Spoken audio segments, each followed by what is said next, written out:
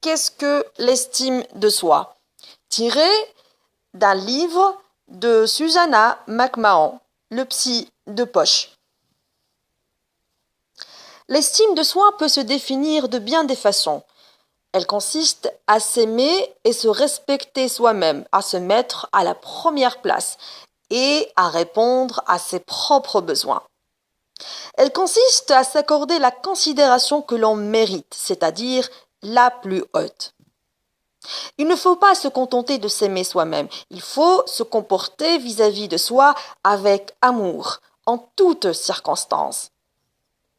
La façon la plus simple et la meilleure de concevoir l'estime de soi, c'est d'imaginer que l'on aime profondément quelqu'un, que l'on a toujours le plus vif plaisir à rencontrer cette personne et à lui parler, que l'on ne souhaite rien autant que passer du temps avec elle, que l'on pense à elle avec tendresse et que l'on s'efforce de tout faire pour lui complaire. Cette personne bien-aimée est la plus importante du monde à nos yeux et nous cherchons à tout faire pour qu'elle le sache.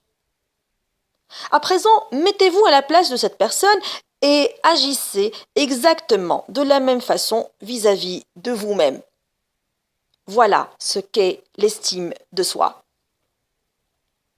S'aimer, prendre soin de soi-même, c'est exactement le contraire de ce que l'on nous a appris à faire et à penser. On nous a appris à estimer les autres ou des éléments extérieurs à nous. On nous a appris à mesurer notre valeur personnelle d'après ce que nous possédons ou d'après la façon dont on nous aime. C'est la définition même du moi faible. Notre valeur dépend des facteurs extérieurs à nous-mêmes, d'éléments dont nous n'avons pas la maîtrise.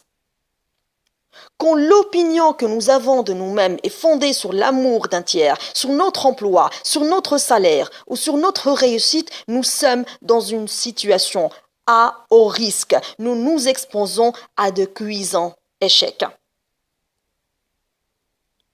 Tous les facteurs extérieurs à nous-mêmes sont éphémères et transitoires et ne sont pas nous. Nous n'avons aucune garantie de les conserver.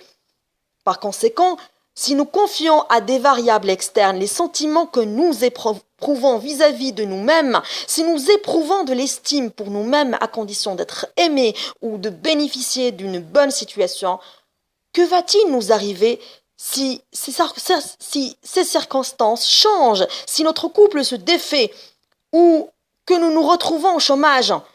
Notre estime de nous-mêmes s'évapore en même temps que les circonstances qui l'avaient générée. Nous nous sentons abandonnés, déprimés, dépouillés. Cela a beau être la façon normale de faire en Occident, c'est fou. Car tout change en permanence. Alors, pourquoi lier notre estime de nous-mêmes à des facteurs qui nous échappent? Rappel, les seules choses dont nous avons la maîtrise, ce sont la façon dont nous nous percevons nous-mêmes et nos actes découlant de ces sentiments. Si nous décidons de nous aimer et de nous traiter de façon attentionnée, si nous choisissons de cultiver l'estime de nous-mêmes, alors nous sommes maîtres de nous. Nous ne risquons pas de perdre notre estime de nous-mêmes. Le test suprême de notre estime de nous-mêmes, c'est quand tout s'effondre, quand ce monde de fous s'écroule et que nous perdons toutes les choses auxquelles nous accordons de la valeur. Si nous persistons à nous aimer et à savoir que nous sommes aimés, c'est que nous possédons l'estime de nous-mêmes. Pour cultiver l'estime de soi, il faut se traiter de la façon la plus douce, la plus attentive et la plus aimante au moment des souffrances ou des difficultés, tout comme l'on entourerait un ami qui traverse une mauvaise passe.